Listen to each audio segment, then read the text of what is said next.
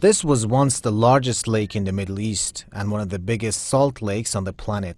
Lake Eromiye in northwestern Iran has existed since ancient history and has seen civilizations rise and fall along its fertile banks.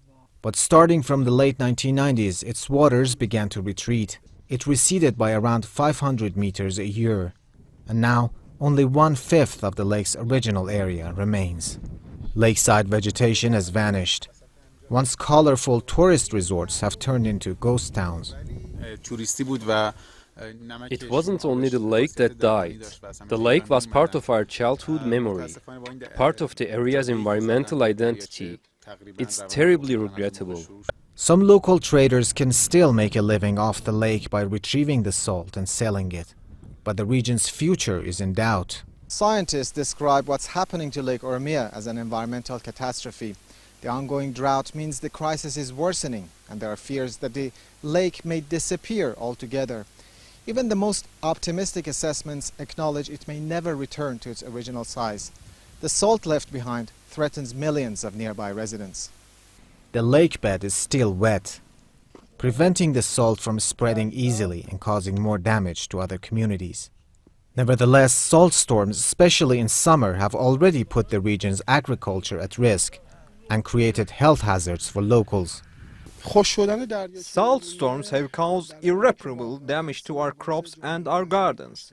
On top of that, they are causing respiratory problems. Sometimes the wind blowing from the lake carries a stench. All this has made our lives near the lakeside more difficult. Ironically, one of the main reasons the lake is turning into a desert is the government's irrigation projects, which are diverting water for farming and dams.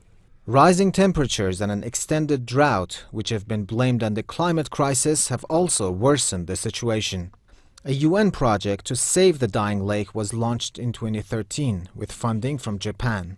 After some early successes, the program had to be shelved due to US sanctions and a lack of funds from Tehran. There are other reasons like the climate crisis and global heating. Rain has replaced snow, and the average temperature is rising.